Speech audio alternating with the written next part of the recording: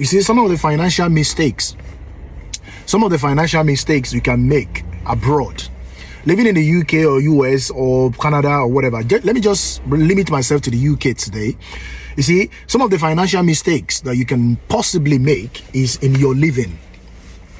It's in your living. If you do not curtail your excesses when it comes to your living, I'll give you an example. If your salary is 2,500 and your rent is 1,600, there is no way you can make anything out of your living in the UK. We have a good number of people who earns about 2,000, 2,500 and they want to live in a flat. If you are earning that amount of money, if your salary is ranging between 2,500 or 2,000 to 2,500, you do not have any business whatsoever living in a flat. I will not deceive you. You will commit financial blunder. You will not make anything. You can live like that for 10 years in the UK without anything to show for it.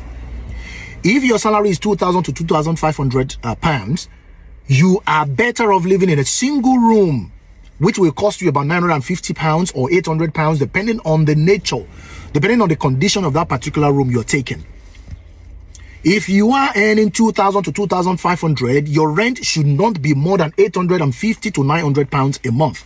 With that, you'll still be able to save something at the end of the month. You'll still be able to keep something on the side, say for the raining days, you know what I mean?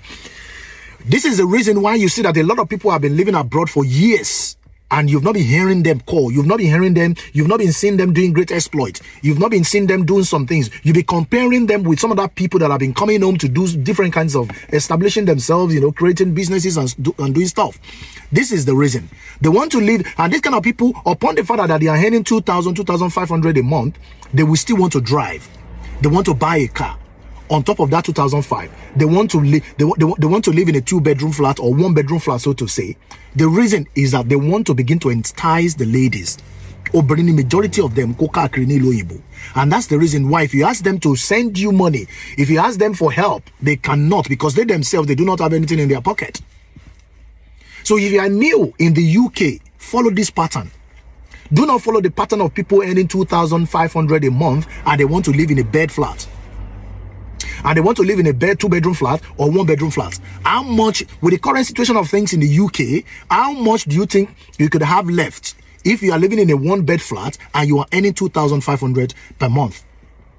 How much do you think you have left? You do the mathematics yourself. I'm not going to do that for you.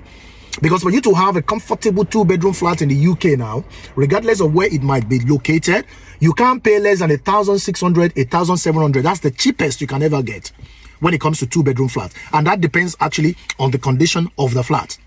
There are flats ranging between 2,000 to 2,500 depending on the location. But let me just go to the very minimum, which is the cheapest. The cheapest you can ever get in the UK, it is 1,600, 1,700 for a 2-bed flat. And a 1-bed flat is just a little bit lower than that. So if you are earning that amount of money, 2,000 to 2,500, to buy your 1,600, the Chrome Bay 1,700, what do you have left? No, what do you have left? If you're earning 2,500, take away 1,700, you have 800 pounds left. And that 800 pounds, you're still going to transport yourself to and fro work. If you want to buy a car from that from that 2,500 again, you have to consider the insurance, you have to consider the road tax, you have to consider this MOT, you have to consider the fueling of the car, you have to consider the general servicing of the car, you have to consider where you're going to be parking the car on a regular basis. So you see that it doesn't make sense. So for you to be living for you to be living large in the UK, your salary cannot be less than 3,500 upwards. For you to be living in that level that you want to be, for you to be living in the level of you having living in a 2-bed flat and having a car at the same time, your salary cannot be less than that. Except if you have a partner that you're putting resources together with. If you do not have a partner that you're putting resources together with, you cannot afford to live in a 2-bed flat if your salary is 2,000, 2,500. Except you want to be living from hand to mouth. If that's what you want for your life, then that's fine. If you want to be taking the salary and be putting it back into the system, then that's completely fine. You can live in a 2-bed flat, pay 1,600, look after your car, buy food in the house, and then at the end of the month, you are left with £50 or £100 maximum. So if you are new in the UK, please and please, if you want to make money, if you want to make something out of your life, start from the very minimum. Start from the lowest.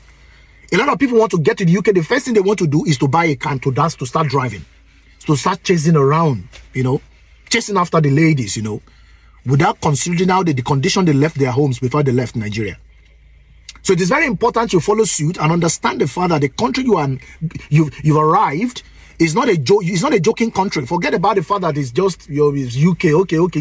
You wanted to come to the UK all this while. Okay, now you're here. Also begins, and do not continue to live above your means.